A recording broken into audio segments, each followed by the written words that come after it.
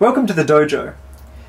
Today's topic: is Ruby a good programming language for teaching in the classroom? My name is Henry, and with me is Sam. So, looking at the multitude of options out there for teaching programming, I mean, obviously you don't have to even use a programming language to teach programming, but if you are going to pick a language, you know, in comparison to other languages, how does Ruby rank? Or what would you say are some of the key benefits of Ruby over other languages, or vice versa? If you're trying to teach a concept, you want to basically focus on that concept and try and avoid having to teach things which are not related to that. The benefit of teaching things which are focused means that students are going to come away with a much clearer idea of what you are teaching. For example, let's contrast, say, Java and Ruby. So with Java, you basically have to have a lot of syntax, even to get the most basic programming running. You need to know what a class is, you need to know what a method is, and a static method at that. You need to know about a type system. There's all these details which you have to know about. Now, for someone who knows about programming already, it's not a problem. But if you're having students who have got no background in these things, it basically makes the area very cloudy and very verbose when you're trying to teach one specific concept. If we look at Ruby in this scenario, the Ruby interpreter right off the bat lets you type code straight in and see a result right away.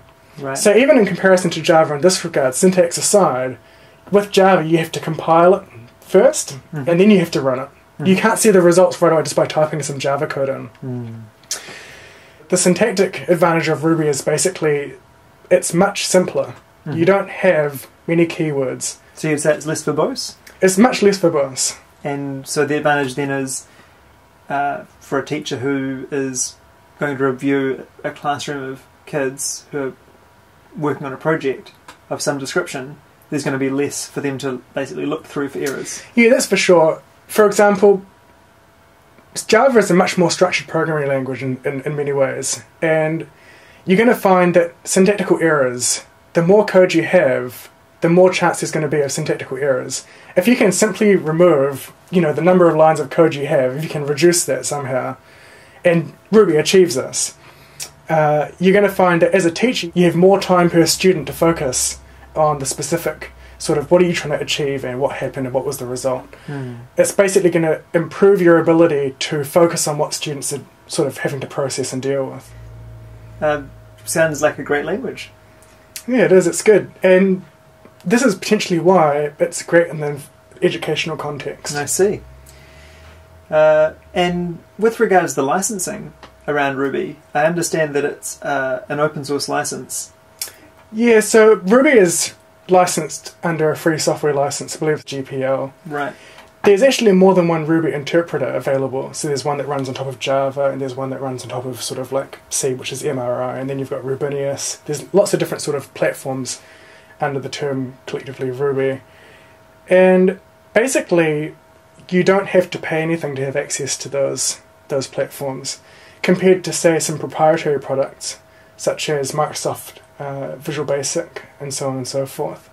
Even Java is a proprietary product in the sense that you don't necessarily have access to the source code that's running the Java environment. Right, so in terms of choosing a programming language in a classroom environment, what would you say the major benefit of using an open language is, such as Ruby?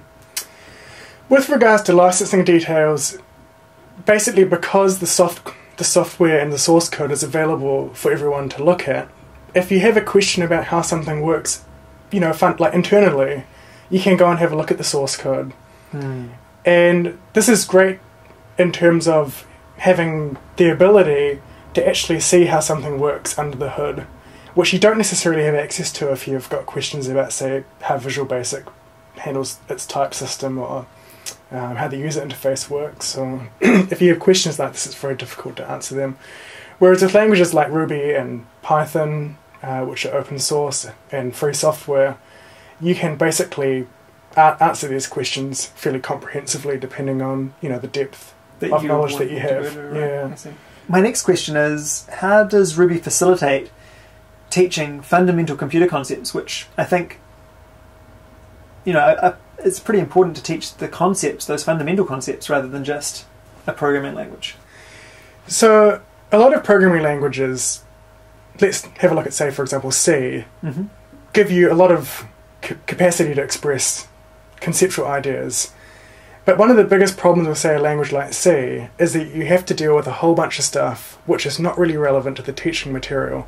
For example, you have to deal with memory management, like allocation. And these are important issues, but perhaps not to someone who's new to programming? Exactly. If you're dealing with someone who has never done programming before, they're really at a disadvantage when it comes to syntax and, basic bookkeeping type issues, because they're not going to be familiar with, why that's necessary, and it's simply going to, make it very difficult for them to appreciate the concept which is trying to be taught.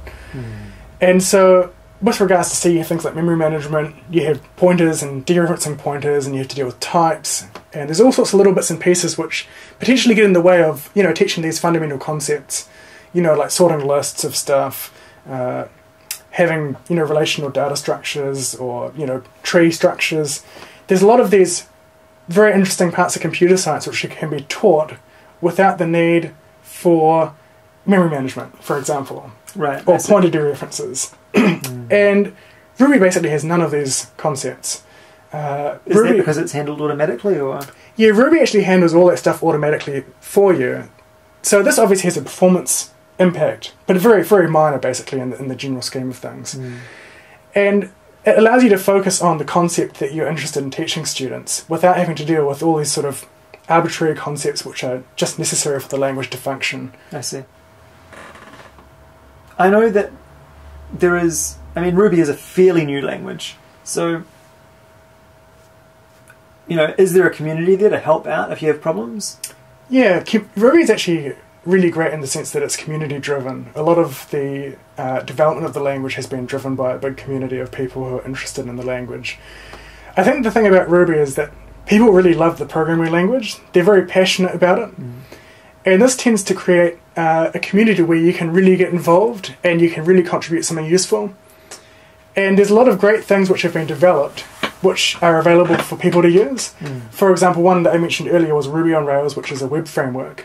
And this is developed as free software which anyone can access and use.